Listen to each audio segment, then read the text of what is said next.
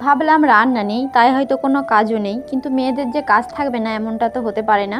তাই বেলা পর্যন্ত শুয়ে না থেকে উঠে পড়লাম নিজের কাজ করার জন্য। কিছু কাজ না থাকলেও কিছু কাজ থেকেই যায়, কারণ মেয়েদের কাজের কোনো শেষ নেই। আর সেই জন্য আমিও একটা মেয়ে, আমারও কাজের শেষ নেই। তাই আমি উঠে ঝটপট চলে গেলাম কলতলায়। আগে গেলাম নিজের থালাবাটি রাত্রের যেগুলো নোংরা পড়েছিল সেগুলো ধোয়ার জন্য, কারণ রাত্রে আমি ধুতে পারি না, আমার বইয়ের এখানে জল থাকে না।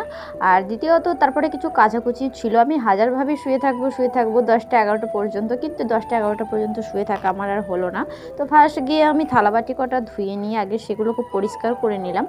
তারপরে আমি জামা কাপড়গুলো কিছু ছিল সেগুলোকে একটু নিরমার মধ্যে ভিজিয়ে দিলাম, যাতে এগুলো একটু থাকার পরে আমি এসে কাচতে দিলে যেন এগুলো একটু ক্লিয়ার হয়ে যায়। তো মেয়েদের জীবন আর কি বলবো, সারা জীবন কাজ কাজ কাজ কাজ কাজ, আমাদেরও কাজ, আর ছেলেরাও নিজেদের কাজ তো করেই যাচ্ছে। তো জীবন কারোরই সুখের নয়, জীবন কোনোদিন সুখের হয় না, এটাকে সুখের বানিয়ে নিতে হয় নিজের মতো করে। তো যেই কাজের মধ্যে থাকলেও যে সংসারে সুখ থাকে সেই সংসার অনেক ভালো, আর যে সংসারে কাজ থাকে না কিন্তু সুখ নেই সেই সংসার কিন্তু ভালো নেই। তো আলহামদুলিল্লাহ আমার সংসারে কাজ সেরকম কিছু থাকে না, অল্প কিছু কাজ থাকে, তারপরেও আমি অনেক খুশি। আর এখানে আমি তুলে নিয়ে চলে আসার পরে আমার তো এখনও অনেক কাজ পড়ে রয়েছে, এরপর আমাকে বিছানাটাও তুলে নিতে হবে। আর বিছানা আমি এখানে তুলছি, কিন্তু মাহি নিচে অনেক আমায় অত্যাচার করছে, একদমই কথা শুনছে না।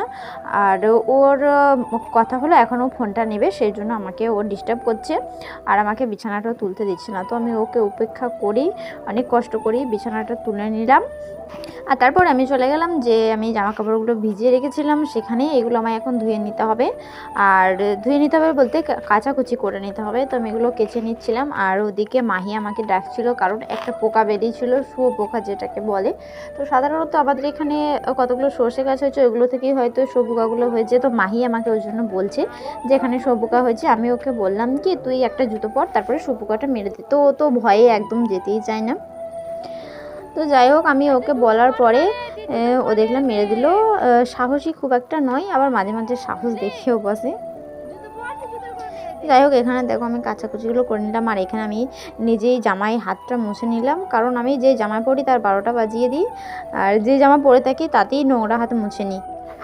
দেখতেই পাচ্ছেন কালকে গিয়েছিলাম বাজার, যেহেতু রোজার মাস পড়েছে বাজার তো অনেকই করতে হবে, তার জন্য কিছু বাজার করে নিয়ে এসেছি। পুরো রোজার বাজার সব করিনি, মাসের হাফ দিন চলে যাবে সেরকম বাজার করে নিয়ে এসেছি, যাতে কিছুদিন চলে যায়। আর এটা খেজুর ছিল, বেশি খেজুর নিইনি, মাত্র 1 কেজি মতো নিয়েছি। তা মাহি তো সকাল থেকে অর্ধেক খেয়ে ফুরিয়ে দিয়েছে। লেবু টেবু যা দরকার সবই নিয়ে নিয়েছি, শরবত করার জন্য এখানে ছোলাও নিয়ে নিয়েছি, সব 500 করে 500 গ্রাম করে নিয়েছি, বেশি নিইনি, কারণ বেশি নিলে নষ্ট হবে বা যদি পোকা ধরে যায় সেজন্য অল্প করে নিয়েছি। আবারও মাসের শেষ দিকে গিয়ে কিছুটা নিয়ে আসবো।